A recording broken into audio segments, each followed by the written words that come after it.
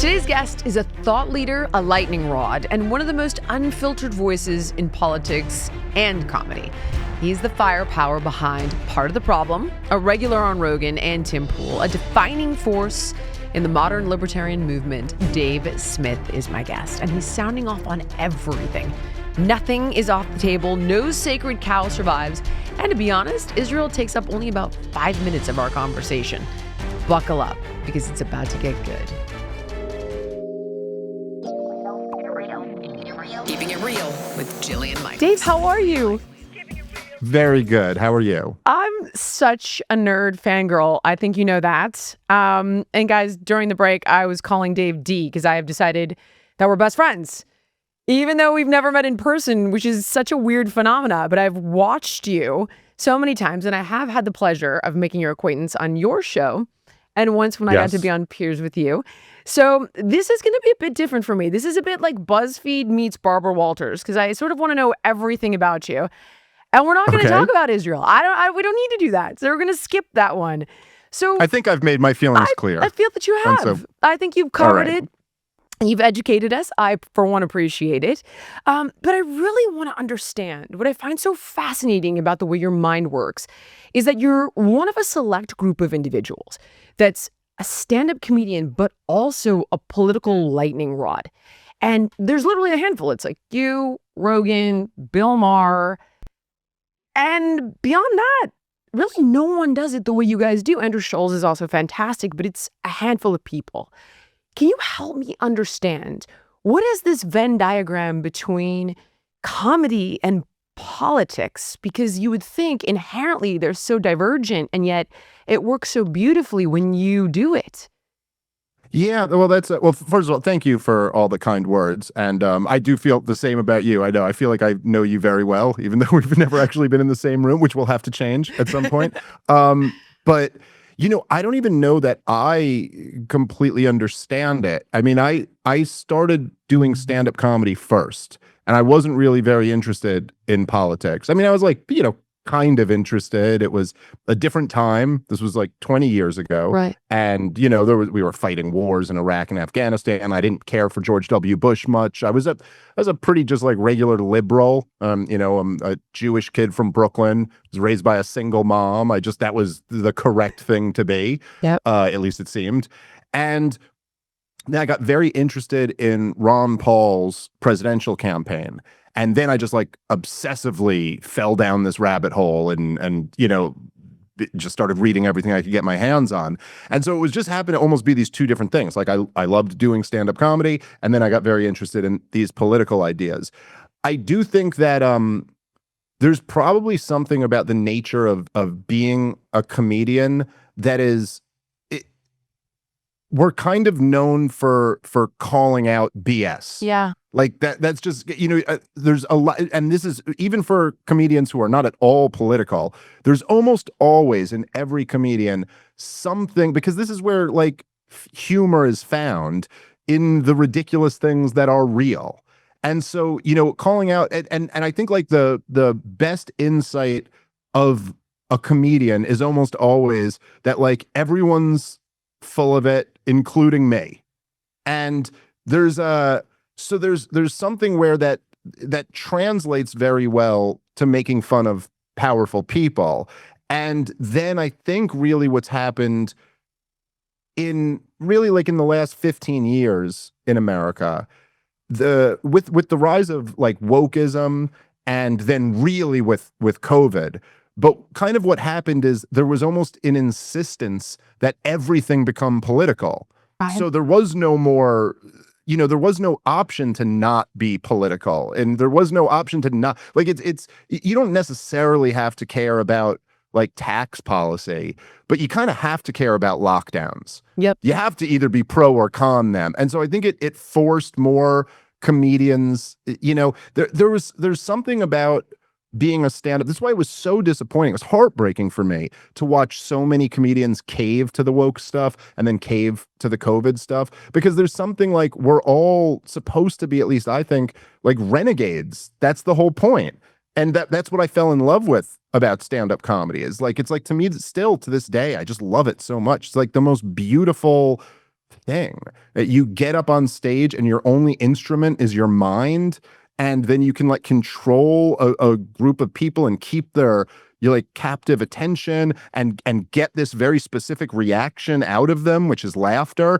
And then there's something where that came along with that, where it's like you're your own boss, you don't answer to anybody else. I can say whatever the hell I want to say. And so to watch people, as particularly like successful comedians, be totally intimidated, say these things that you know they don't believe, was like just awful to watch. And I do think like the people you named, like Joe and Schultz, two people I know very well, and I love both of them. I think those are guys who like passed that test with flying colors. Yeah, they did. Like they were just not gonna cave to the mob. And all of you were bigger than ever for that exact reason. You know, you use the word renegade.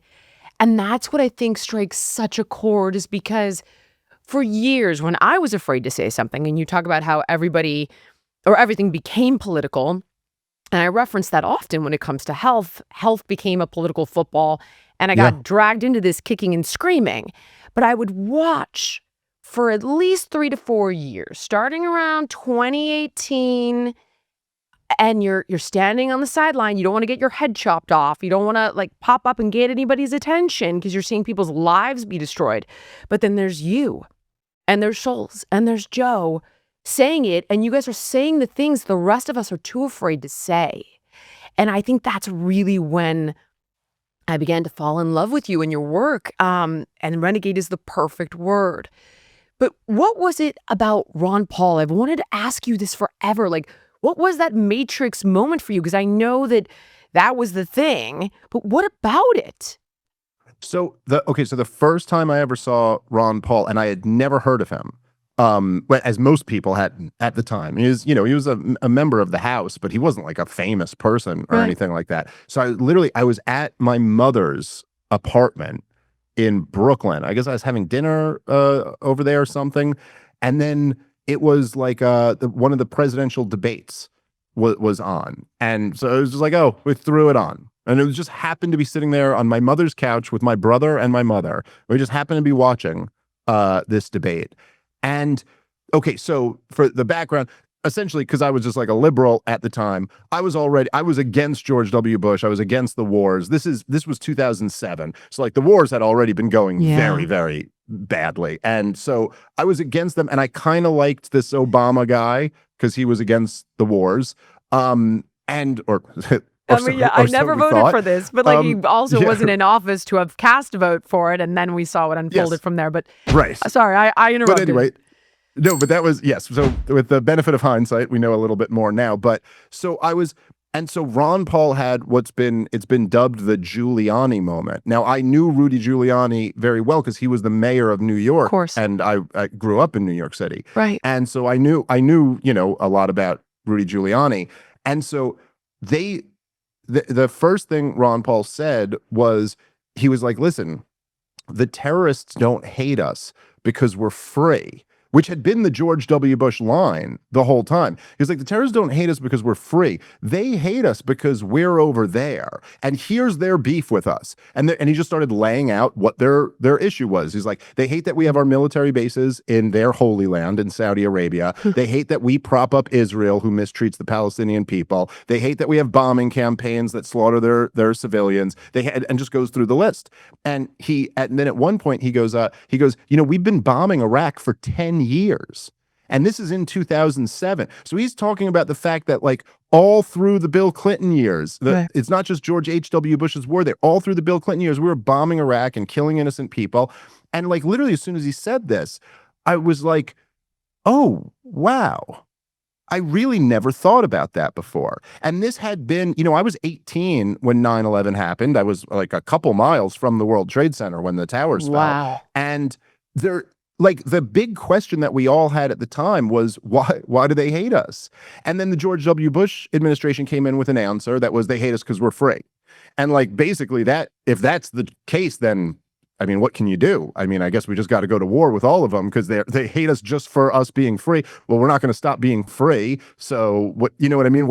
And then as Ron Paul presented this, I was like, oh my God, that makes so much sense. And it was almost like this, it was like a portal opened up. And I was able to see from the perspective of outside the empire and be like, oh yeah, I mean, I could totally see why. And it just like, it made so much more sense. I go, okay, who's going to really strap a suicide vest onto themselves and blow themselves up because somebody else allows their women to wear miniskirts or something like that, or because they hold regular elections? However, if your little sister just got killed in a bombing campaign, you're like, oh, okay, now that makes a lot more sense. So then Rudy Giuliani jumps on him. And he goes, you know, I can't believe that Dr. Paul would say that. And I demand that he apologize for that. And the crowd goes wild because this is like the George W. Bush Republican primary crowd. The crowd goes wild. And then it cuts back to Ron Paul. And at this point, you were just like trained to expect that he would just be like, he'd be like, oh, all right, I'm sorry. Or I shouldn't have said it like that. I didn't mean to suggest this. And then he goes, listen, the term blowback was coined by the CIA because they know this is a real thing. And then he's just started going into like this history lesson. And he was like, look, in 1953, we overthrew the democratically elected government in Iran. And then in 1979, when they had a revolution and took back the country, they hated us. And that's why they hate us. That's the beef here. Anyway, it was just like a moment for me that I was like, who the hell is that guy? And it blew my New York City liberal mind. This guy, some guy I had never heard of, had R Texas next to his name. He was a Republican from Texas. The only thing I knew about Republicans from Texas was George W. Bush. And so like to have a Republican from Texas making the anti-war argument better than I had ever heard any liberal making it, I was just like, oh, I got to learn more about this guy. And I was like, I want to read his book. And then, you know, I started like this was like the early days of YouTube. So I started like YouTubing everything I could find on him. And then I realized he was like this staunch free market libertarian. And just because I thought he was so great on the war stuff, I was like, well, let me hear him out. Let me like hear what he has to say. And then I think in my mentality at the time was, I was like, I got to read about this to figure out what's wrong with it. Because it can't be correct. So like, there's gotta be something wrong. Of course. And I remember he would always talk about the Federal Reserve. And I had no idea what the Federal Reserve was. Like, if you had asked me, I think I probably would have said, just because of how the name sounds, I'd have been like, it's like a place where the government keeps some extra cash just in case we need it or something like that. Exact same. And so he's describing how the Federal Reserve works. And I remember thinking to myself, like, that can't be right, because I would have heard of it. Like, I would know this if this were true. Someone would have told me over the year. Like, I went to a good high schools. I would have heard of this. And so then I ordered his book, and then I started reading a bunch of books, and then he'd name other people. So I started reading all their books. And then I was pretty, like, that year, I was converted. And I went in trying to find the flaw in it. And then ultimately I was like, oh, geez, I think these. You know, you opened up my eyes to our role in all of these regime changes all over the world. And I have to be honest, Dave, I remember thinking, how have I been so blind to this? Why have I not paid closer attention to this? And then I started seeing people go after Tulsi Gabbard, you know, more recently. And I understood what she was talking about because I'd been listening to you for such a long time. And I'd read Scott Horton's book, and, you know, I'd spoken to Keith Knight, and I had literally, you were that Ron Paul moment for me where I began to explore this to try to understand it. But what's unfortunate, and I experienced this with you on Piers Morgan, when they try to make you seem like you're anti-American because you're against the government going in and taking over these parts of the world. And I don't want to say too much here because honestly, it will get the freaking episode flagged. But, you know, people who are familiar with what we're talking about, and those of the rest of you can read between the lines, you opened my mind up to that, and it was a game changer for me. And now anytime you try to talk about it, it gets silenced. And I think the show you did with Scott Horton, didn't that get pulled off of YouTube? Yes, although they did reinstate it Did they? Okay. shortly after, but we did have, I mean, I've done a ton of shows with Scott, who's like just incredible. I cannot recommend his books highly enough. Provoked is the best book that's been written on the post-Soviet Union history with the United States of America, and Enough Already is the best book written about the terror wars. Like, both, I mean, he just two masterpieces. But yes, we did have one episode that got pulled, and it was a very like kind of shady answer that YouTube gave. But I will say what was cool about it is that, so I posted, this is, this was fairly recently. So this is Elon Musk's Twitter. So I just went, okay, I usually don't post my episodes to Twitter, but I just went like, okay, since they pulled it off YouTube, we're going to post it here. And then because I did that, like all these big accounts started being like, hey, YouTube, what's going on here? Like, I know Patrick Bet-David and David Sachs and like a bunch of big accounts started being like, hey, YouTube, and then the episode came back. So it was kind of almost, it was a cool moment where it was almost like, oh, the pressure of like the people seemed to get somebody to go like, oh, sorry, that was an error, and we'll put that right back on there. So I couldn't believe it. That was cool. When they did that to you, I was blown away, because there are, as I've been told, like two tiers of justice within that zeitgeist. And it's like when you're super big, they don't do it as often. Although then we saw what happened with Rogan's Trump episode, and it suddenly vanished after hitting like 60 million views. So I guess nobody is really immune, especially on such a hot button topic. Can you elaborate, Dave, for the layman? And to be quite honest, for me a little bit, what exactly is a libertarian? What does that mean, truly, do you think? Because I always think of it as like, oh, you're for personal liberties, marry who you want and love who you want to love and pray to your God, and I'll call you Bob, like if your name is Betty. But what does it actually mean from a geopolitical standpoint, from an economic standpoint, from a social standpoint? What is a libertarian? Well, I think that, I mean, look, like, I think starting with like the beginning of the Declaration of Independence is not a bad, starting point. Like the idea that if government has a purpose, then the purpose is the protection of liberty. And that's it. And if it does anything more than that, then it's acting tyrannically. But I mean, strictly speaking, I think a libertarian is it's a belief in self-ownership, in private property rights, and in what we call the non-aggression principle. So like violence, it should only be used in defense and never, an act of aggression. But then the implications of that are essentially that we believe in laissez-faire free markets. We believe in non-interventionist foreign and domestic policy, that the only justification for intervention essentially is defense. So that could be defending an individual, or it could be defending yourself against attack.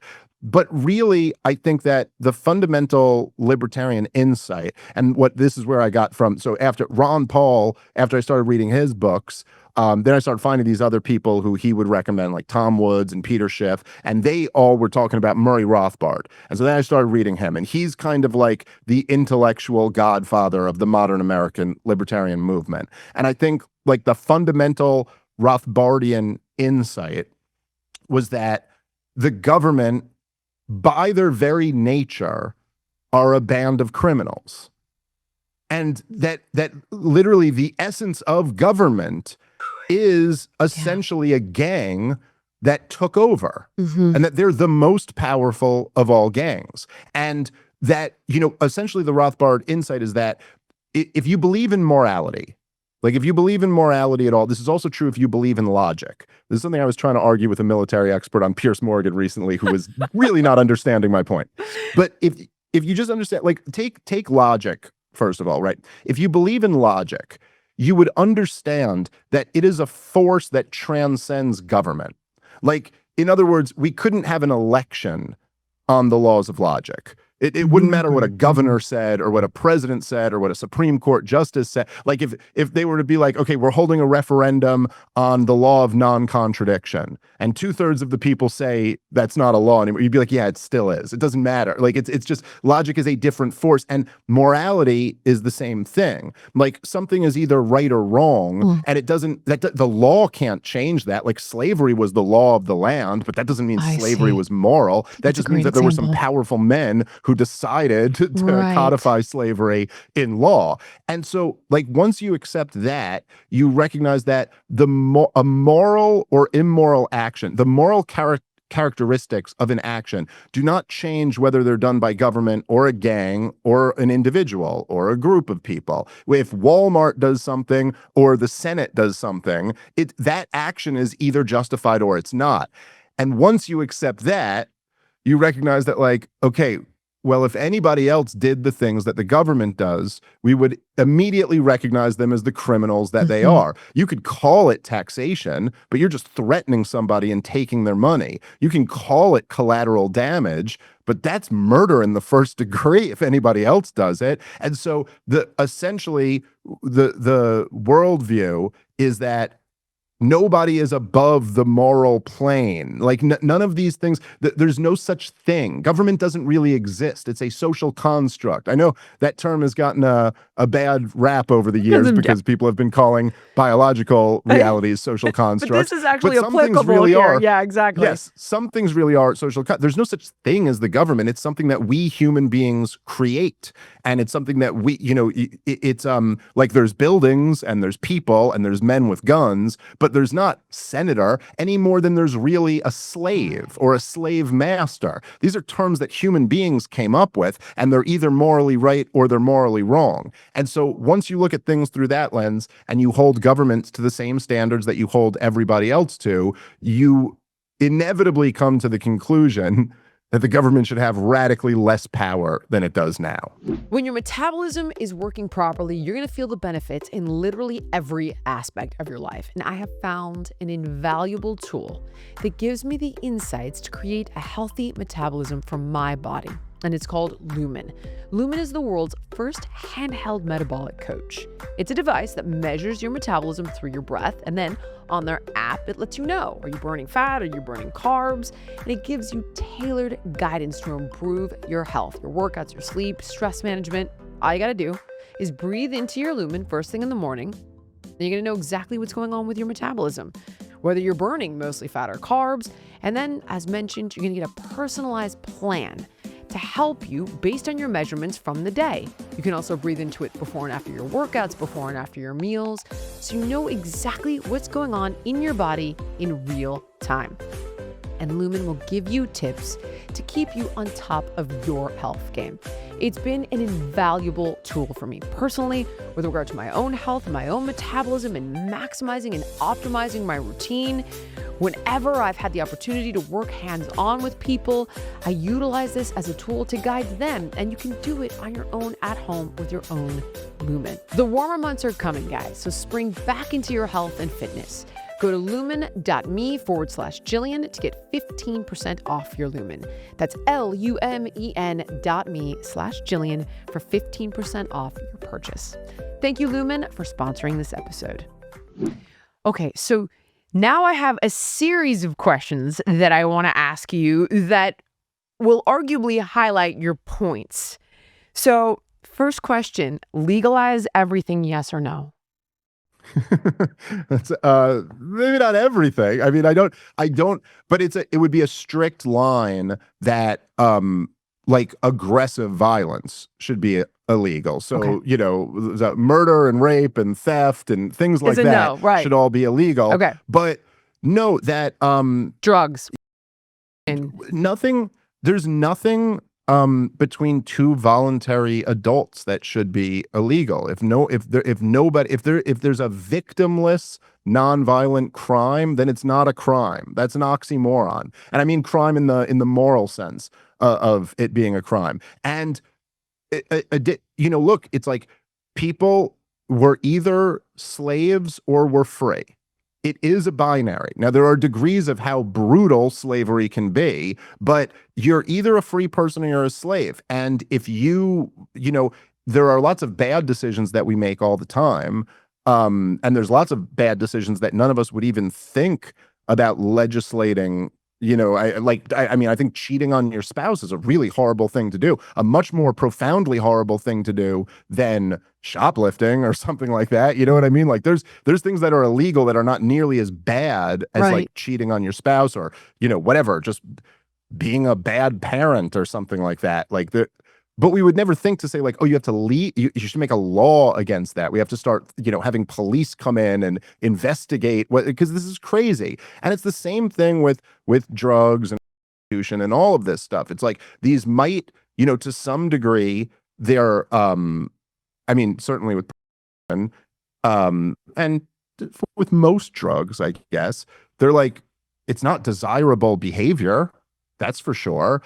But first of all, if you believe that people are free, then they have a right to do what they want with their life. It's in the same principle as Milton Friedman once said, the government has no more right to control what I put in my body than what comes out of my body, meaning speech, like what I say. And then, of course, there's two other points, which I guess would be separate points, but one would be more of like the consequentialist argument that it's always a disaster when you start to attempt to police this. Frederick Bastiat wrote a great book called The Law, which really kind of gets into this. But like once the law goes beyond what is like the common universally accepted morality, which like murder is wrong is essentially universally accepted by everyone except murderers, which are a fairly small percentage of our population. Very black and white. I see that. But once you go into something like, look, I mean, this of all the drugs to make illegal, alcohol is by far the number one candidate. There is just absolutely no drug that does nearly the much damage. It's something like 50% of the murders committed, the person is drunk when they do it. I mean, it's an enormous amount of domestic violence and drunk driving accidents. And there's just no other drug that even comes close. And also, I mean, it just ruins families. I mean, I literally know, I don't know them well, but I literally just heard a story about someone who my wife knows their marriage just fell apart because the guy's like abusing alcohol. This happens all the time. And yet we all know what happened when we had prohibition. This is even taught in government schools. Like all that happened is that the alcohol became much more dangerous. You had the rise of Al Capone and the gangsterization of our cities. And it was a disaster, an absolute disaster. The highest homicide rate in American history was under prohibition. And then as soon as we ended the prohibition, the homicide rate, I think it fell by 50% within the first 2 years. And then another 50% in 5 years, something like that. Wow. And by the way, you look around at all the violence in the inner cities today, it's all it's not all, 80% of it is gang related. And how do these gangs fund themselves? They fund themselves in the black markets. Yep. And they fund themselves with drug sales. Right. And so there's when you sweep these things into the dark corners of the black markets, there's an increase in violence. Because it's necessary. It's all illegal activity now. You make only violent people are the ones who are willing to get into this. And then the other, I think, insight that libertarians have is that, it's the old Lord Atkin, power tends to corrupt and absolute power corrupts absolutely. And the more and this is the key flaw that modern day liberals have. I don't mean classical liberals. I just cited Lord Atkin, but modern day liberals have this problem where they just don't recognize the power dynamic. And so even in its purest form, if liberals are going we need regulation on whatever area that's in the exactly economy. where I was going after this one was, would you regulate it? Because it's here's the thing, right? There's a law in California now about how you can hire, or I think it's proposed. It just actually came across my email because the Daily Mail sent it to me to ask me if I would write an op-ed about it. I'd never even heard of it. And it has something to do with being able to hire 16-year-olds and 17-year-olds as prostitutes. And I was just like, the state is losing its shit. Like, would you regulate it? Because then you've got crack addicts all over the street and LA's a mess. So these are different. Look, there's different. The question of regulation in terms of so to tackle them separately. Okay. Number one, anything underage should not, like, children cannot consent. And so absolutely, that's just like, children are a different story. Adults are the ones who have control of their rights. I mean, children have rights, but they have them kind of in escrow, like your Fair. parents I are love holding on to that. those for you. That's nice. And it's our job as parents Stealing to, that. like, make the determination. And of course, as we both know, because we both have kids, you're constantly doing that with your kids. You're constantly, like, aware of when you're using force with your kids, like, because there are things like, I mean, I don't believe in hitting kids. I don't, like, use force, like, in that sense with my kids, but I, like, my 6-year-old does not have a choice about whether she's going to brush her teeth tonight. Right. Like, it's not an option I'm giving her. Yeah. This is something she has to do. But I am aware, and the standard that I think all parents know on some level, the standard is, like, is this ultimately in her best interest? Like, ultimately, when she's 35 years old, I'm very confident that she'll be like, okay, I'm glad you made me brush my teeth. Like, that was probably a good idea. And parents always, even with this power, we're never perfect. And we will sometimes use a force and not a suggestion in a way where, like, that really wasn't for their best interest. That was just because it was a little bit more convenient for me. You know what I mean? And there's a balance there, and you try your best to not become tyrannical and only use that for. But anyway, kids are a different story. They can't consent. In terms of regulation of business, the fundamental problem, which is what I was getting to, is that liberals, they fail to recognize the power dynamic. So if you're like, hey, these big corporations have too much power, we need regulation. It's like, okay, but what's the obvious contradiction there?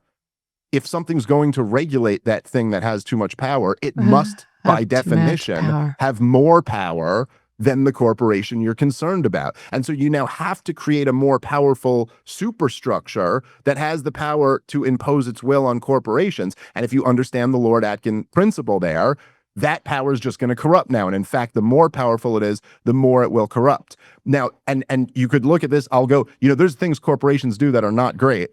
The worst of them almost always involve getting the government on board. But if you want to put that up to the crimes of the government, you simply have no match. I mean, and look at the 20th century. It's like, who, you know what I'm saying? Like, there were some big corporations in the 20th century, but who is responsible for all of the evil? It is government after government after government, because of course you'd need the power of government to really do the most evil things. Now, your other thing, I want to make sure to not conflate it. That to me is like regulation of the economy and regulation of business is a very different category than government property, which is like the streets or a park or something like that. I understand. Right? In this case, what you essentially have is, well, you have the problem of socialism, which is that when the government owns the property, it's like, who really owns this? Whose is this? But I would argue, and I think this is consistent with libertarian thinking, that, look, if the government taxes the people, so they force the people to give them what is rightfully theirs, their money, and then they use this money to build streets and roads, highways, schools, and hospitals, and public parks, and all these things. Well, then, okay, they do have an obligation to, at least to some degree, represent the will of the people here and maintain this as a private business would. So no, nobody should be going, in my opinion, nobody should be going to get locked up in a cage for 10 years, which I also think, again, and I'm sorry if I'm rambling here, but this is another fundamental libertarian insight. You're Dave Smith. You're the rant king. You're the man. This is what's so awesome about you. Go. Well, if you building off of the libertarian principle that the government is a group of, is a gang, essentially, and that the characteristics of their actions are no morally different than the rest of ours. If you ask yourself kind of the most basic question when it comes to laws, is we're going like, look, who is it morally justified to throw into a cage? Like, that's really the question. Prison is a serious thing to do to somebody. And it's something that we kind of remove ourselves from. Part of that is because we have the world's biggest prison population, and maybe it's a little uncomfortable to look in the mirror sometimes. But like, if you're talking about enslaving a human being, you're talking about throwing a human being chained up into a cage to very likely be tortured which is kind of like a joke, like in our society. It's like a running joke on Law and Order. When they're interrogating someone, they go, "Guys like you don't do very well in prison." Like, haha. Like this is it's so crazy. By the way, if you really like think that through for a second, like that's normalized in like our psyches.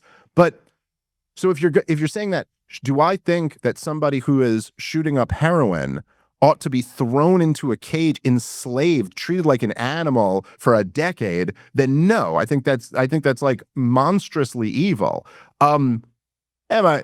If they should be kicked out of a playground, that I'm okay with. Okay. Like if there's it's insane. It is insane. But that to me would be regulation, though, Dave. It's like, okay, we're going to regulate that there's no fentanyl in it. We're going to regulate where you can do these things. Like you can't in California, you're not allowed to drink in the car. Well, there's some regulation that actually makes sense to me.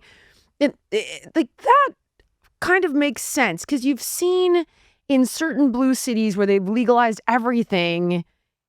All the streets smell like weed, and the guys are like flopped out with needles hanging out of their arms in front of your kid, and I'm like, oh, it's insane. Yeah, no, it's insane. No, I was just I literally just got back a couple days ago from San Diego, which is like, I know it's not, I don't think it's as bad as LA or San Francisco, but it's like heartbreaking because San Diego is a beautiful city. It's just like a beautiful city. It's got great restaurants and great people and like great culture. It's all this great. And then there's just like entire blocks that are just like taken over by homeless junkies. And yeah, it's just mad. But I will say this, I think that a lot of these like the progressive prosecutors, as they call themselves, the Soros-backed Democratic takeover of the prosecutorial class in America. They've given kind of the libertarians a bad name on this because now people look at this example and they go, whoa, like we kind of did it your way and look how terrible all of this is. But what really happened, and I remember I was very closely paying attention to all of this stuff as it happened, is that so essentially these progressive prosecutors, many of them who had to run for elections, they all came up and they basically made the argument that they were like, well, look, I mean, we got people going to jail over possession of marijuana. We have this, that was one of their big ones, just like we're giving these mandatory minimums, these long sentences for drug use. And 3 strikes like was arbitrary, things like that. Yep, no, I see it 100%. Their other big beef was with the bail system and advocating reform for that, which, look, certainly there is an argument clearly to be made that like, it is a little bit messed up that you'll set a price for you're supposed to have the presumption of innocence, and then you'll be arrested for a crime, charged, but innocent until proven guilty, not convicted of anything. And a judge can say, you owe $50,000 in bail. And if you have the means, that's no problem. Right. I'm out. And I can go judge. But if you don't have the means, then you essentially have to have the presumption of guilt and stay in jail until you can prove yourself innocent. So anyway, my point is these progressive prosecutors, they had some points and they ended up winning over. You could see this message was very appealing in liberal areas. And then they got in there. It's appealing to me again, the way you're describing it. And yet I'm like, wait a second, I've lived that. Because that part's not actually the problem. Right. The issue was never any of that. Like they could have reformed both of those things and it just would have improved society. The problem is that then they got in there and then they said, we're decriminalizing crime. Yes. And we're decriminalizing property crimes and violent crimes. And we're also just deciding that the public square is now an area where anyone can do anything they want to do. And it's like, no, that was never the point. Like no one ever thought that was a good idea, except, I mean, I guess some insane progressives, but like that was not. So the point is they came in and they made it's like this balancing act, right? As I was saying before, it's like if government is simply protecting people and property, that's the optimal range. And if they're doing less than that, then you have chaos. And if you're doing more than that, then you have tyranny. And so what they started doing is just being completely derelict in their duty and saying that, like, you know, again, it's not a libertarian thing either, because it's an anarcho-tyranny thing where they come in, because it's not as if they're going, hey, it's the wild, wild west. you can do whatever you want to. It's actually that the law-abiding citizens of, say, California, as you know, are the most hyper-regulated, hyper-taxed, like they have more laws and rules targeting them, but then the criminal class has nothing. So if someone comes in and shoplifts, whatever the rules out there, depending on the city are now, if they shoplift $900 from you or whatever, you're not allowed to do nothing. But let's say the store owner has a gun and pulls it on the guy and says, you give me my money back or you give me my stuff back right now, maybe even roughs him up a little bit, they will throw the book at that guy. Yeah. Like, so it's not just that they are not like, they've decriminalized people aggressing on you, and then they've criminalized you defending yourself. 100%. So like, it's a statist nightmare, but it's not at all. And then unfortunately, people like me, I feel like, are in the position now where as soon as you say like, oh, the war on drugs has been a failure, we should repeal it, they go, you're advocating that California stuff. And so it's like, no, it's listen, what I'm advocating, if people listen to me, you know, I believe in zero restrictions to the Second Amendment. And I also believe in the right to defend yourself. And that would clean the whole thing up quite quickly, by the way. You don't need much more than that. Yep. In Florida, the top concern is like, you know, every single dad in the movie theater is carrying. And to be dead honest, you feel much safer when you're at the mall, you're at a restaurant, because you think if one lunatic like flies into this place and opens fire, there's 50 guys here that are just waiting to draw on this guy. Whereas in California, they just passed some law that if you shoot someone dead in your own house, you end up in jail for life or however the hell long it is. And I can't remember the nuance of it. I just remember my kids asking me about it because my ex still has a handgun that I had bought her when we were together. And they're like, what if mommy has to shoot someone if they break in the house? And I'm thinking, you would never even ask these questions if you weren't still spending time in California. That would not, it's like, it's madness. And there was something else that was so ridiculous. I just saw it. Like somebody can graffiti your property and it's like a $60 fine, but if you don't clean the graffiti up off of your house, it's like 10 times the amount of money. If you don't do it within a certain amount of time, you get fined far more money. It's exactly that's a great example. It is. So, Dave, when you're picking evils, right? Because ultimately, you had to vote. You had to vote Kamala. You had to vote Trump. It was one or the other.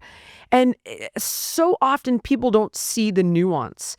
If you were to lean one way or another, because we really don't have a choice, would you take a job, a high-level job in the Trump administration right now? Would you take one? Or would you be like, no, I'm libertarian?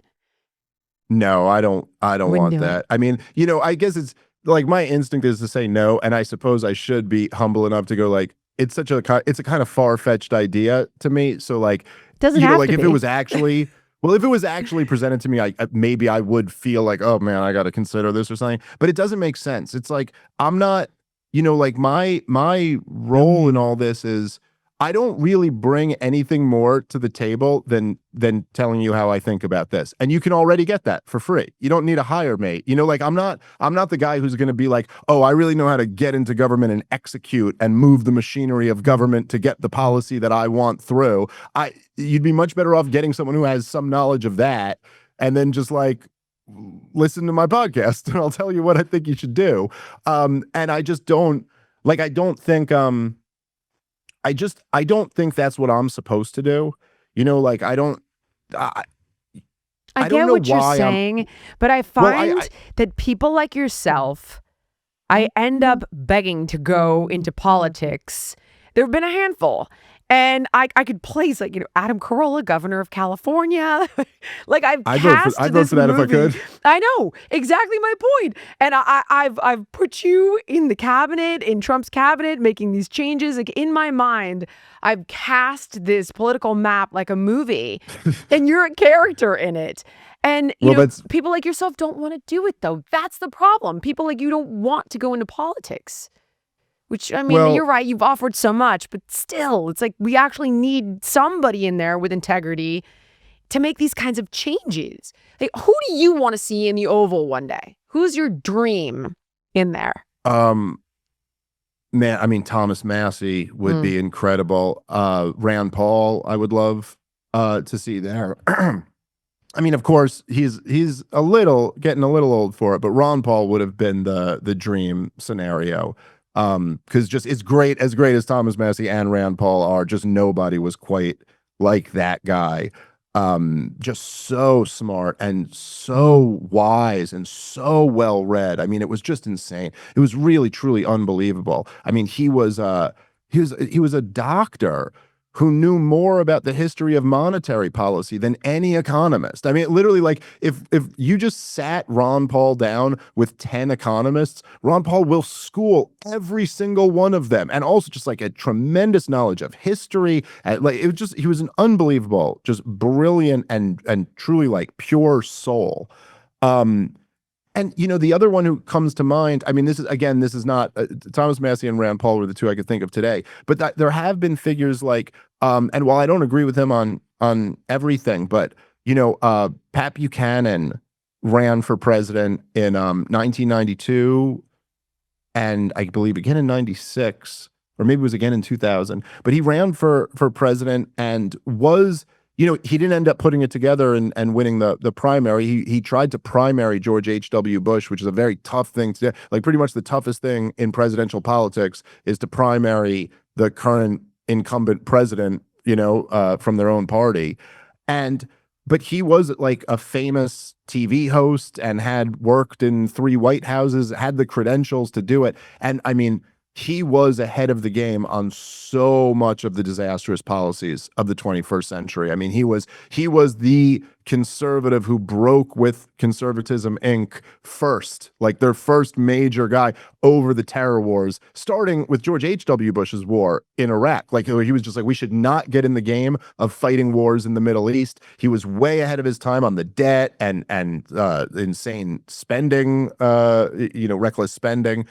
And so guys like that, I think would have been or would be incredible. And, you know, Donald Trump is not, to me, quite on that level, but he is probably the closest we've gotten in terms of having somebody who is at least outside of kind of this corrupt establishment. I see that. The part about Trump that just has me banging my head into the wall every day is this, like there's just so much political capital that he is spending on crap, like putting a picture of yourself in a Pope uniform. It's like, why? The constant chaos of, because Dave, listen, I see the genius in some of it. You know, I get it. I'm like, okay, you're taking on, I get what you're doing. There's trade asymmetries, and we've got a national security problem because we're manufacturing everything from pharmaceuticals to technologies overseas. And I can see it. I'm like, I'm so impressed you're going to take this on. This is great. How brave. But then it's like, there's a strategy. We don't need the constant chaos. That's the only part that, and what worries me so much about it is that when this swings back in the other direction, we're not going somewhere middle of the road. We're going full blown woke AOC. You know, I'll never forget when she tweeted this. It scared the out of me. And I remember thinking, if Trump had tweeted this, the world would be up in arms. And she said something to the effect of, you know, those of you who voted for Trump or worked in the administration, you're going to be excommunicated from polite society. We're keeping a list. Dave.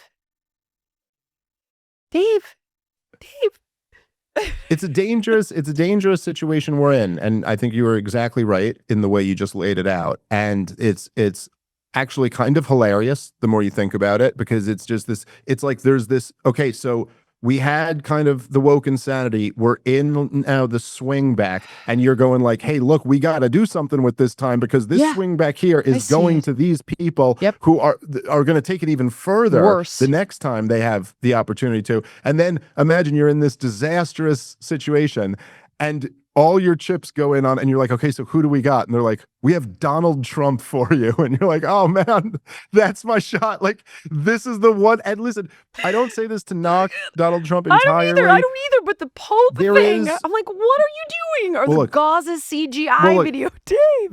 Dave. Here, Dave. The thing is, look, I have all types of these swings throughout, like even just like the last year, where like I'll be on my show, I'll be like taking on Kamala Harris, and then like the MAGA world is like, yeah, we love this Dave Smith guy or whatever, and then like I had Bobby Kennedy on my show, and we had like a great conversation, and then the Bobby Kennedy people are like, yo, we love Dave, and then I got mad at Bobby Kennedy over the Israel stuff, and then we had a whole debate about that, and then they're like, oh, we hate you, and then I when Trump started trashing Joe Rogan, everyone forgets that chapter now. Oh, I remember that. I was like, screw Trump, Joe Rogan's the man. Then the Trump people were all mad at me. Then I ended up supporting Trump in the end, and the MAGA people were all thrilled with me for that.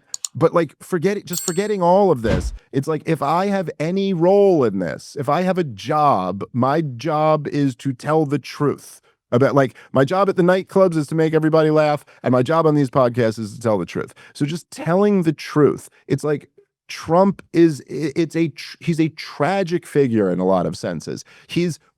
America needed someone, and this is all we've got. And he is a genius in his own way. He is the most brilliant showman of all time, the most brilliant like salesman and self-promoter, and he has some amazing instincts, and he can own a room like nobody else can own a room. But like, if we're just being honest with ourselves, as we all know, the man is an egomaniac who's never read a book.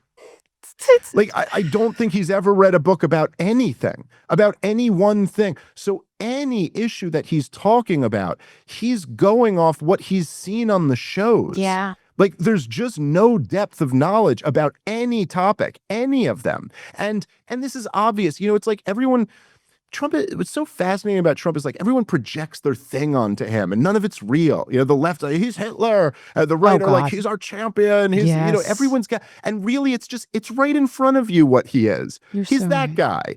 And he's that guy.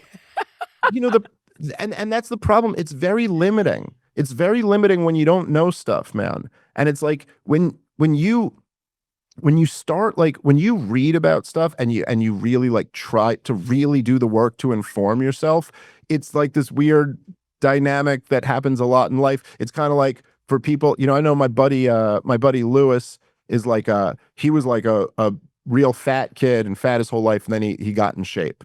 And he was like, he said at one point how, like, he goes, as soon as I just started like working out and eating healthy, then I started realizing how unhealthy I've been all this time. Yeah. Then I started thinking about it. Then you're kind of aware of where you're not. You're aware. Whereas like before, it was just, I was fat, I accepted it, I never really thought about it. But it's almost as you start. So what happens is, as you start educating yourself, you're like, oh my God, there's so much I don't know. Yeah. He's like, oh, I'm starting, like you realize how far, I just always have 15 books that I'm supposed to read that I haven't read yet. And man, I really got to read. And like a new book by someone I love, and I still haven't read that book yet. And so you're just aware, and there's none of that with Trump. He doesn't know much about anything, and he's convinced he knows everything about everything. And that works to some degree to like, for his own ends. It keeps him the center of attention, and it keeps us always talking about him. But from my perspective, there's a long way to get back to the beginning of your point, just to back up how much I think you're right. Donald Trump had the political capital and the positioning coming out on January 20th of this year, unlike anyone I've ever seen. I mean, Obama had more, but Obama was not truly outside the system and about to do something. Donald Trump had a mandate from the American people. He took every swing state and the popular vote. He had Bobby Kennedy with him. He had Elon Musk with him. He has this moment. And I do essentially think it's been squandered at this point. Now, it's not that nothing good has come out of it. I think he has done some good things. And I don't even like, I'm not trying to downplay some of the good things. I mean, like, look, I agree. Taking on some of the executive orders around DEI and the gender stuff, and the stuff with the Department of Education, controlling the border, at least the influx of criminals, like gang members running the border like a business. His control, forget even the deportations where he's gotten himself into some more trouble and made some questionable moves. Right. But in terms of the flow of illegal immigration coming into the country, he's got like an A+ on it. It's unbelievable. I know. It went Dave, We went why from does he record blow it highs to though? Then record it's lows. like that's exactly the part where you could be But like, it's it. look how amazing he did with the, this But is incredible. But then he'll do like sit with the ABC reporter. He's like, no. Oh no, it says MS-13. And you're like, no, it doesn't say that.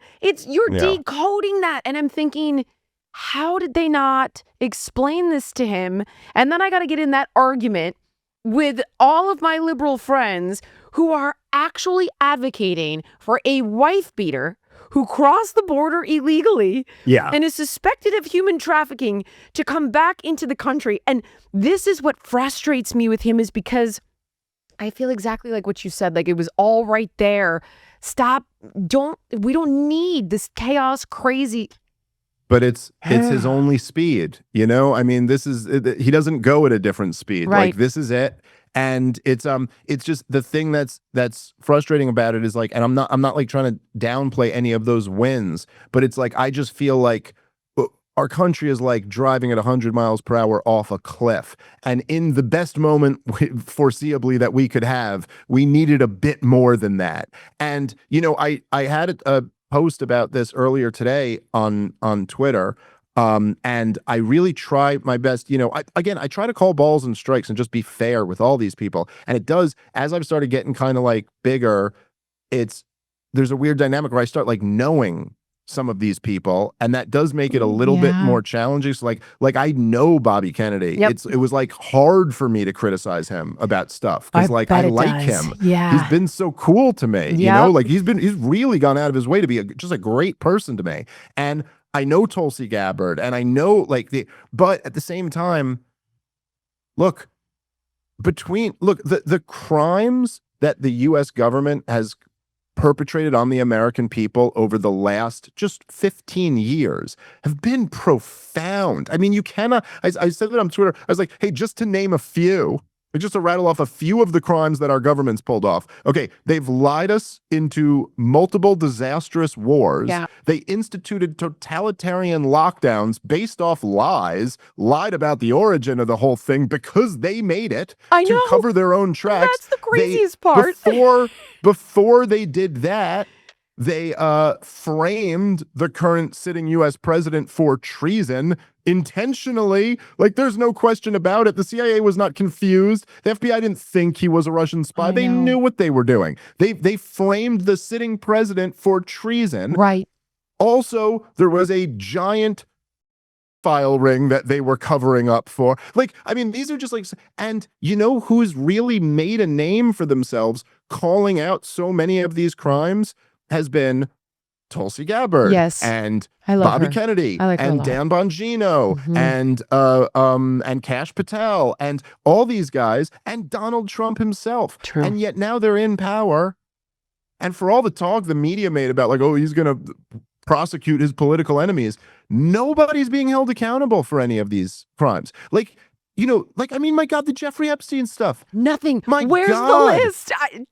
You know forget why? the list. By the way, this is such an awkward thing to say, but I said this on Lex Friedman's podcast, and I feel like I haven't heard enough people saying this, but it's such an uncomfortable thing to have come out of your mouth. But it's like, okay, but not even where's the list?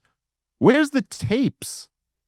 And like, it's such a it's an icky thing to get into. And I'm like, I don't even know who would have the legal ability to be allowed to like review these tapes. And I certainly don't want them like put out there publicly. You know, I call for just about anything public. Like, I want the list public. We're like, I don't really, if there's underage girls in this, I don't want those tapes being released. But like, if they were all being recorded as there's video cameras set up there, like, where's the chain of custody to where these tapes ended up? That tells you everything. Who's on them? Exactly. Who's on them? And what are they doing? Like, and so the fact that there's just no will to even go for that, well, like, what does that tell you? It tells you something that there's only several possibilities of what's going on here. It's like, either these guys in the Trump administration aren't the real deal, and they're not as committed to these principles as they said they were, or perhaps it's not as easy to get this information as you might think, and there's other forces who really control the government, and even being in these positions, they don't quite have the power that we imagine that they have. Or perhaps there's a possibility where they were neutralized, compromised in some way along the line. I'm not even saying I jumped to one of them, but you have this moment You have this mandate. There really was a mandate behind Donald Trump, more so than anything else, more so than immigration or war or the economy or any issue. The mandate behind Donald Trump was to root out the corruption. Like, all of us just know it. It's like the entire system is just permeated with the most blatant corruption. It's like all of it. It's too corrupt to stand. This is why CNN has no viewers and all the podcasts are blowing up. This is why even in the Democratic Party now, the only ones who could draw a crowd are AOC and Bernie Sanders. Is nobody wants to support Mitch McConnell and Chuck Schumer anymore. Like, Right. it's just, if you're defending this establishment, like, get out of here. It's just too ridiculous. You know, as if it's Bobby Kennedy's, like, as he always says, it's like like, why do people love him so much? Like, I don't know. You know, it'll be like, you know, it's always the thing they go, well, he said this thing about the Wi-Fi, or he said this thing about this, he said this kooky thing or that kooky thing. Even the ones to me that do come off kind of kooky, you're like, yeah, but you know what else he said?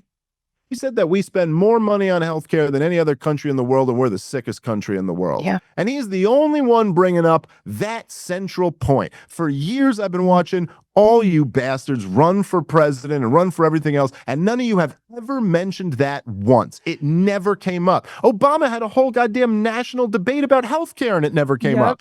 He was going to label GMOs and never did. That's when I was disenfranchised with him, because I had all these expectations of policies that he would pass regarding food and GMOs and all of this stuff. There was let's move, all gone. None of it happened. Michelle Obama launched a soda. I was just like, the FDA never got fixed. It's just, you know, the one thing I will say that I find so fascinating is you've got Trump sending this executive order to ban gain-of-function research, which I've been saying since Brett Weinstein talked about COVID being the result of gain-of-function research and really getting an idea of what that is and what the implications are. And it's an existential threat, I would argue, as big as nuclear weapons.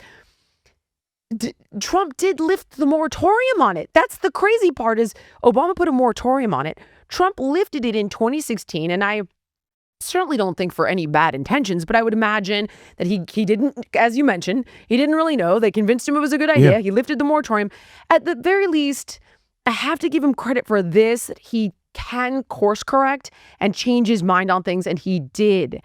But when you bring up Epstein, I mean, Dave, I think the bigger question is not only who was behind him, because where's the money? How did this guy even get the money to run this fund? Like, what the? So if he is the asset of some intelligence agency, now it's like, what kind of information are they trying to extract? But how about the fact that they used children in a sex trafficking ring as pawns? Like, we're never getting this information. Never. We're never going to get it.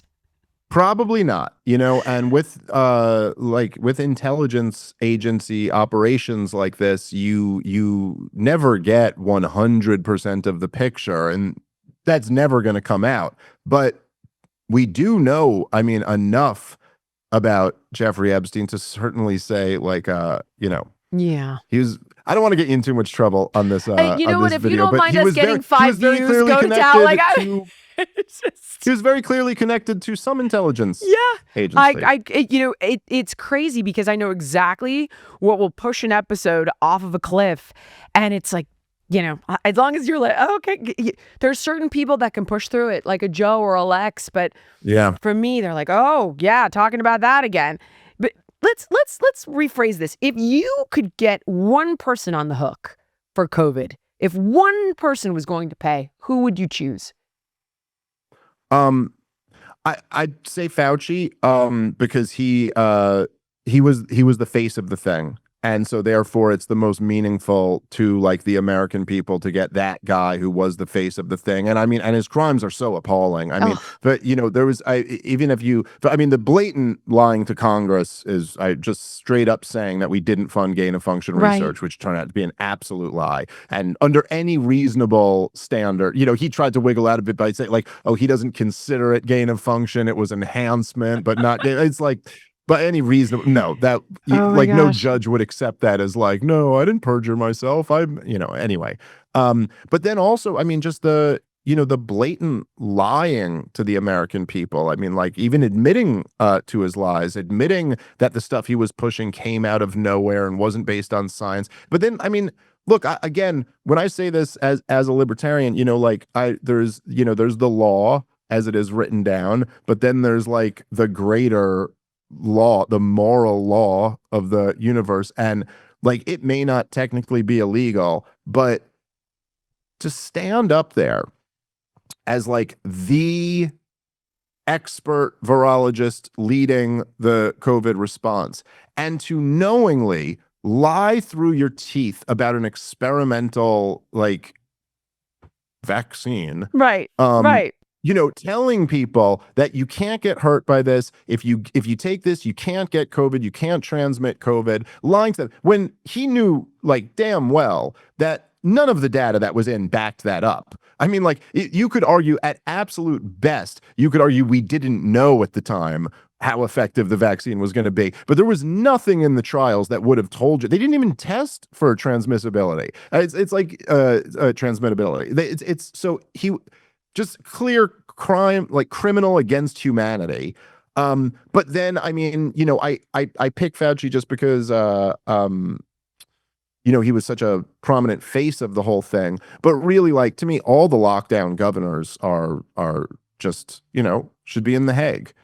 Like, I don't care. I don't care if there was you don't get to appoint yourself mini dictators out of nowhere based off no authority, not even citing any authority. I declared an emergency. So what, like the Constitution and the Bill of Rights don't exist anymore because you declared? Yeah. There was the greatest interview through all of the COVID days was Tucker Carlson in like, maybe it was in June of 2020. I want to say May or June. I would say he got my awful governor, Murphy, who was one of the lockdown governors, and he got him on his show when he was still on Fox News. And he asked him at one point, so he had just like shut down a service at like a synagogue, and he arrested, there were like some Jews who got arrested for going to synagogue during lockdown.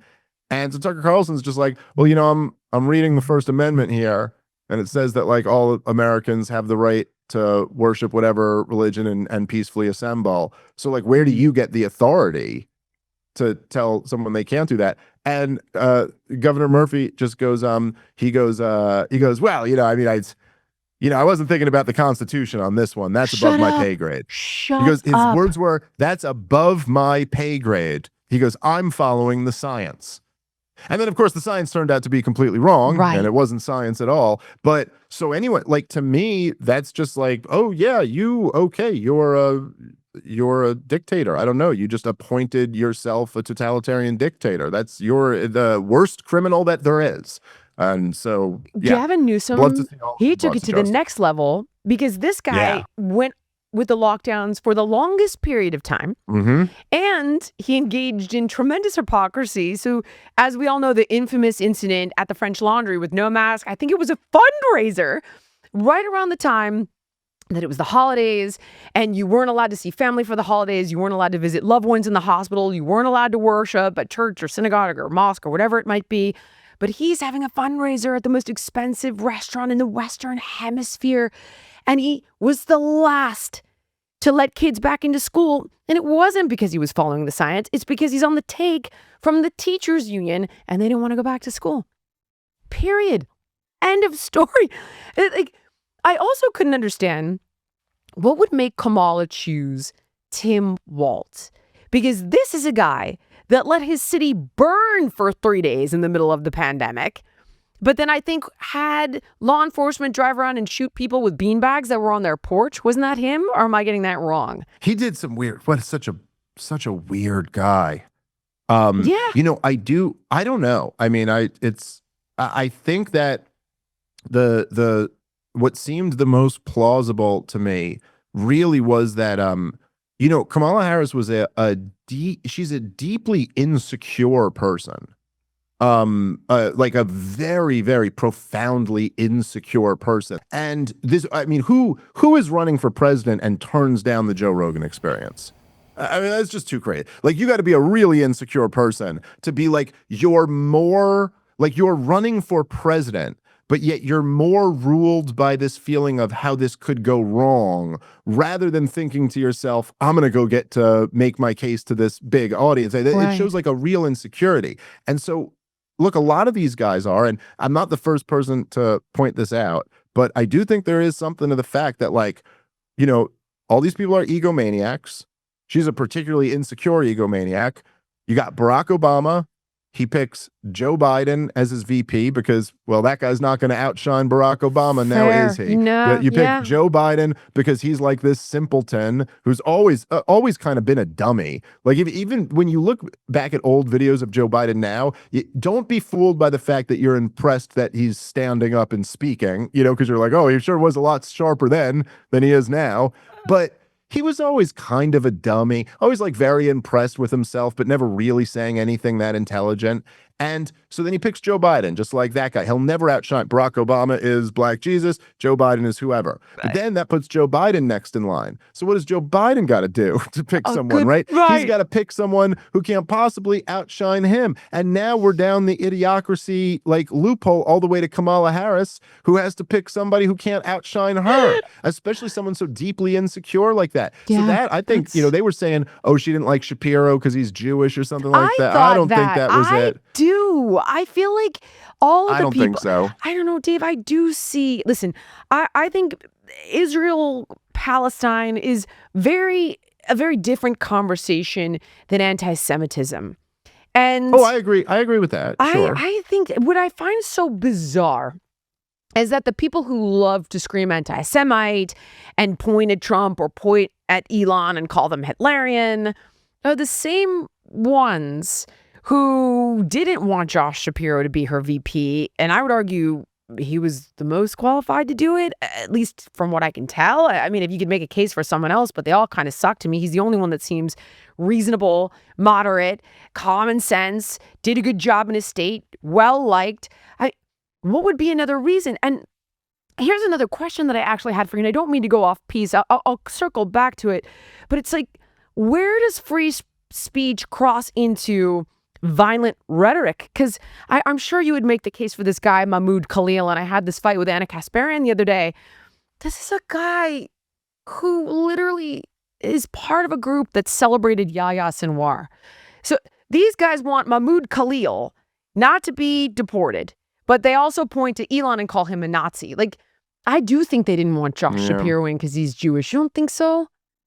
No, not at all. And really? I think, look, I think that, there's, well, look, let's stick with me on okay, this. I'm with you. I think that if anybody's going to change my mind, it'll be you. There's especially when it comes to a lot of these things, man.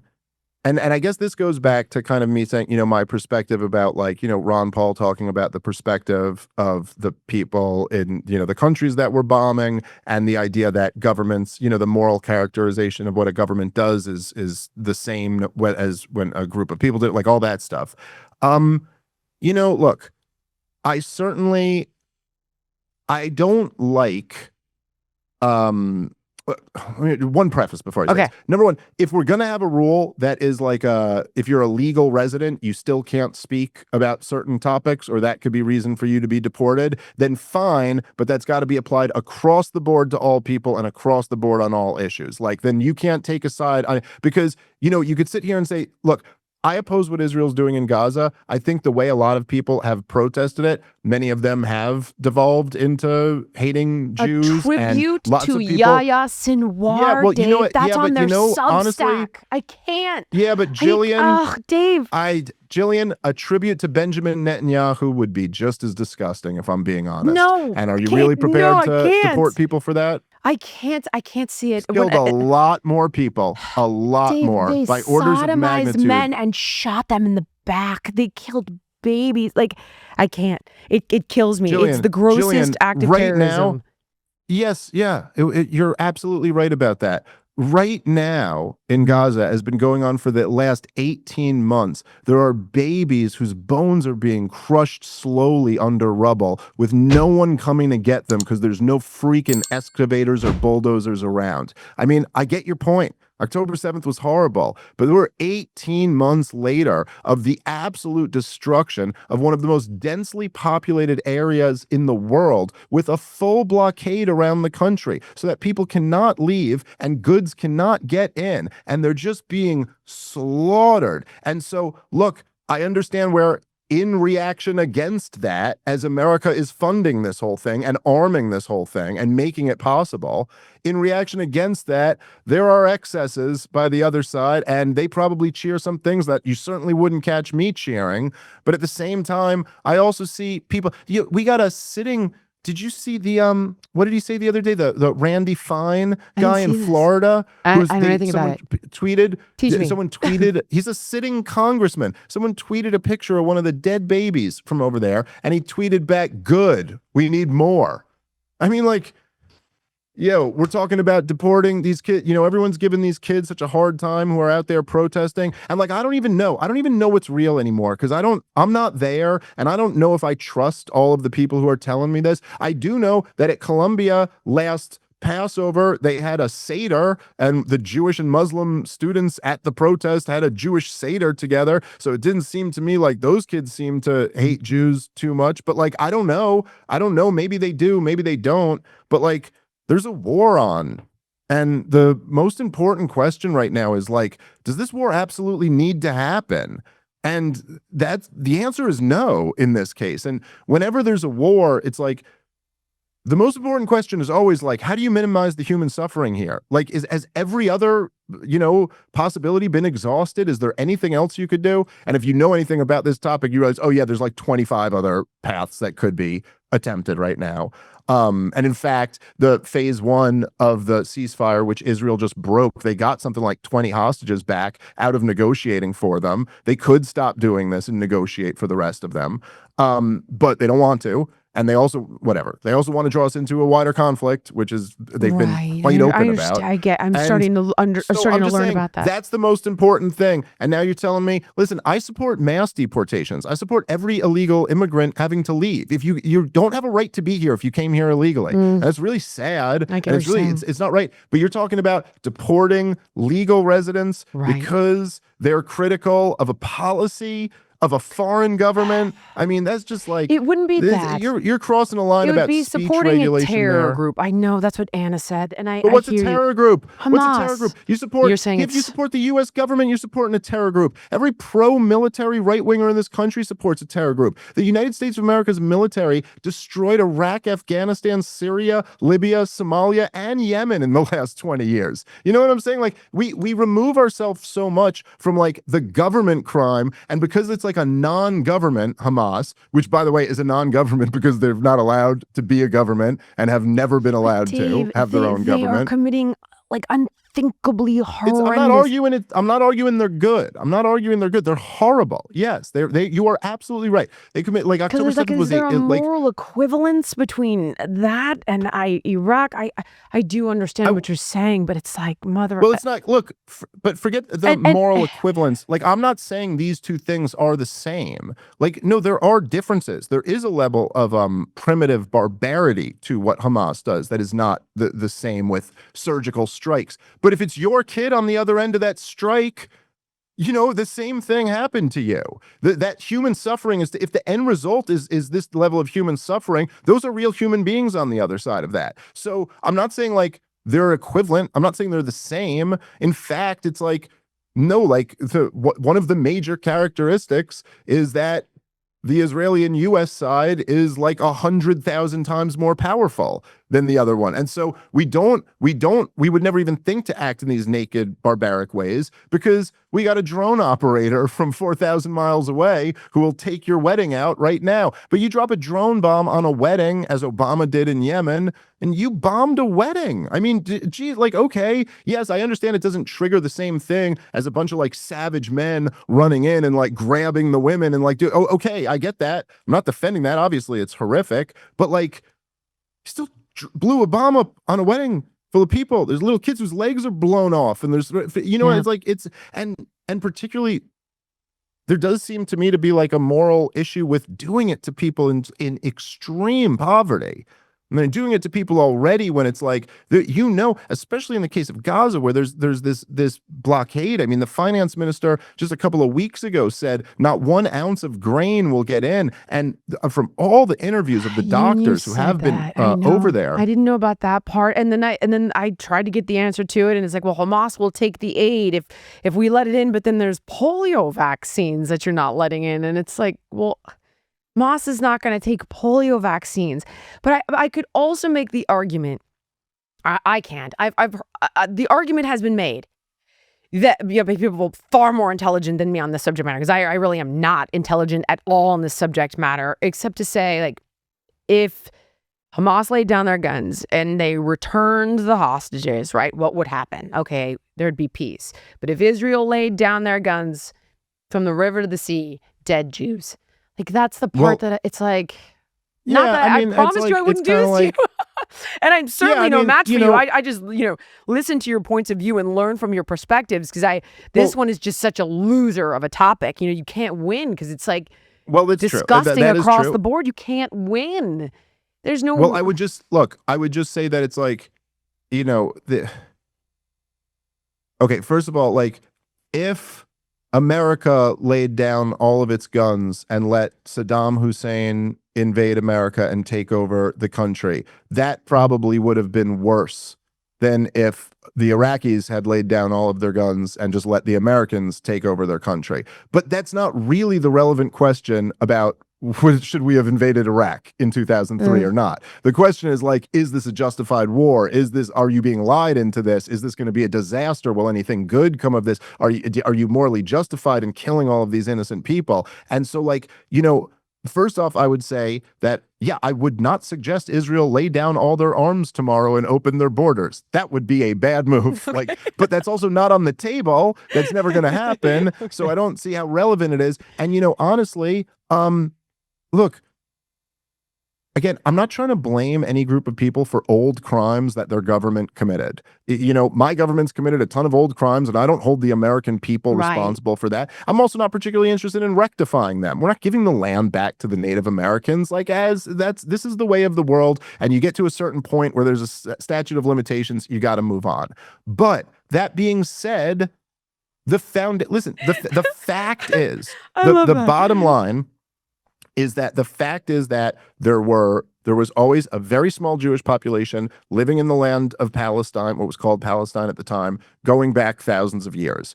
A bunch of Eastern European Jews decided that because they were being so persecuted in Europe, they needed to have their own homeland. And this started in the late 1800s. And these Zionists, they started this movement, and they pulled it off. It's like unbelievable. They were like a ragtag operation when they started, and they created, and they put it together, and they got this international movement. They got international financing behind them. They got the British Empire behind them. And then ultimately, for all the pogroms that went on for hundreds of years before World War I, it wasn't in World War I they got the British to back their project, and then it wasn't World War II.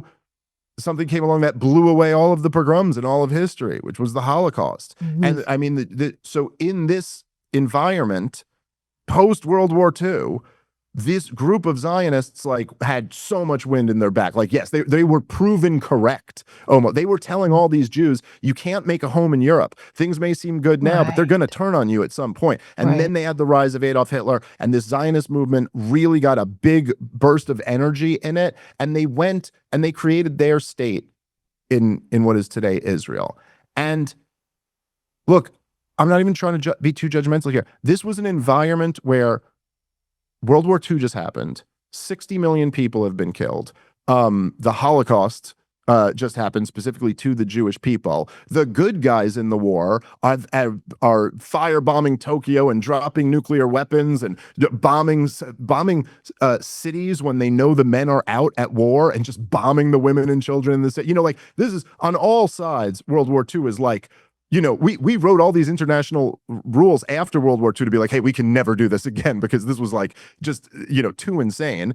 And then, so you're talking 2 years after that, in the end of 1947, when the UN partition recommendation comes, and these guys were like, okay, We're going to kick some people off of their land and make our own little state here. And listen, this happened in context. All these governments committed crimes at these times. I was going to ask you, because my understanding, which as mentioned is very limited, is that nobody wanted the Jews. Everybody hated the Jews. So then it was like, I don't want to take them. Well, I'm not going to take them. Anyway, long story short, nobody takes them. So they get thrown out of all these different countries because nobody wants them. Everybody's anti-Semitic. And Britain had already stolen this land in Palestine. It was like, well, it's ours. We took it, so we're going to give it to you. No, it wasn't even theirs yet. They were. It was controlled by the Ottoman Empire when they gave it to the Jews. But they were trying to take out the Ottoman Empire, which ultimately they did. So they ultimately took control of it after World War I, when the Ottoman Empire fell. And then they had what was known as a League of Nations mandate. And Britain occupied Palestine, and essentially they were the government from, I guess, the end of World War I until 1947. And so that entire time. Now, what they said in 1917 in the Balfour Declaration was that, like, the king approves the Jews creating a homeland in Palestine. So, like, it had the blessing of the king. And so that, like, this gave international legitimacy to the movement at the time. But regardless of any of that, look, the creation of the state of Israel resulted in somewhere between 700 and 800,000 Palestinians who had been living in this land for hundreds of years being either forcibly removed from their homes or fleeing and never allowed to return. And that's what created the refugee problem to begin with. And then there was always a problem of fighting back and the terrorism and counterterrorism, which is kind of just more terrorism and all of this. And then in 1967, Israel launched a preemptive war against Egypt. And then Jordan joined in the war. So they fought a war on two fronts, and Israel won. And then Israel took control of Gaza and the West Bank. And they made themselves the government of all of it. But there were millions of Palestinians living there. And Israel's controlled the thing ever since. They've just controlled it ever since. And so you're just at a certain point in time, and people can argue and caveat with this, well, there was a disengagement in 2005 or something. No, there wasn't. They kept a complete perimeter around the place. They controlled the water, the sea space, the air space. They controlled everything about the area. And, I think that if you do that, it's going to come with the price tag of people developing a burning hatred for you. And listen, I'm not saying anything about the Israeli government that I wouldn't say about my own government. Just like they've really mistreated some people and had some really, really bad foreign policy decisions. Anyway, I kind of lost track of where the point I was making at the beginning. I get what you're saying. Because I admit. But okay. I'm sorry. So I'm sorry. Yeah. I literally just remembered it right now. But and I'll be quick with this. Dave, but the last one is, I got all the time in the world. You're like 90 minutes. I was like, okay. Well, I'll just say. So when people say if Hamas put down their weapons and gave up all the hostages, there'd be peace. It's like, define peace. I mean, what it seems to be is that, like, there used to be this illusion that Israel was going to give the Palestinians a state. This was all the way since literally the 70s. They started occupying them in 1967, and as of the 70s, the first Camp David summit, they're going, yeah, we'll give them a two-state. We just have to work toward it. The Oslo process in the 90s was supposed to end in the negotiation of a Palestinian state. Didn't Yasser Arafat walk away? Like, I've always been under the impression that the Jews are like, we're here, let's negotiate, and Arafat keeps walking away. I don't actually know. It's actually a lot. So I got a lot. It's a lot more complicated. It's a lot more complicated than that. Yeah, I know truly very, very little. There were certainly mistakes. There were certainly mistakes made. But the point is that all the way cut to 2025, and the Likud party's man, Benjamin Netanyahu, is the longest serving prime minister in history, who's clearly just gone, no, screw that. We're never giving the Palestinians a state. So it's not like, oh, if you put down your guns and return the hostages, you have peace. You have subjugation for eternity.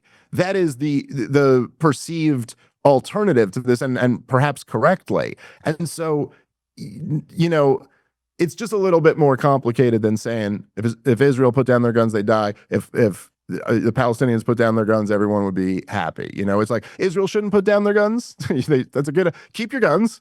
You don't have to shoot them so aggressively, but keep your guns, and let the Palestinians have their autonomy. I promised I would let you go at 90 minutes, but I have a few questions I just want to have some fun with real quick. Sure. Okay. In the event of apocalypse, bullets or Bitcoin? Oh, bullets. I mean, listen, I love Bitcoin. I love Bitcoin. But you're talking about the apocalypse here. In the apocalypse, anything. Bill Burr had an old joke about this, but it was great. It was something like, he goes, if you don't have guns in the apocalypse, no matter what else you have, you're just getting a lot of stuff together for some other dude. Like even if you have land and food and like everything you think you would need, you're like, yeah, until someone else just has a gun and now it's all theirs. Show's over. So apocalypse time, you always go bullets. Okay. Who would you not let babysit your kids? Gavin Newsom, Bill Gates, or Lindsey Graham? This is the truth. Okay. I have little kids. My daughter's 6 and my son's 3. Nobody's ever babysat my kids. They've been with if grandmas and grandpa counts, they've done that. I got like my sister and my brother, my wife's brother, but I've never had anyone. I just would never do that. I'm too neurotic of a parent. I'm just like, wait, what? Are you a millennial or Gen X? 1983, so I think millennial. You're a millennial. That's like a true Gen X position because you barely survived the 70s and the early 80s, and so a lot of us are like, no, the babysitter's boyfriend is not coming over. Yeah. No, I've heard horrors. Oh no, I would never. But on that list. So really, I mean, I'd have my concerns about all of them, but Lindsey Graham is the one that jumps out at me. Got it. Like, definitely not that guy. Got it. Favorite book that changed your life?